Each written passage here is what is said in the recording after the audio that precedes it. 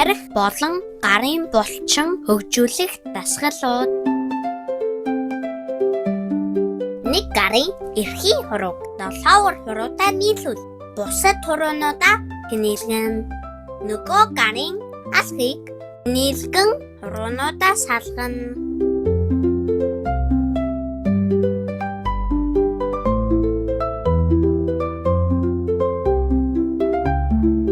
Нэг гарын эрхийн хурууг нөгөө гарын 7 дунд хуруу нь хүргэн. Дасгалаа ээлжлэн давтан хийн.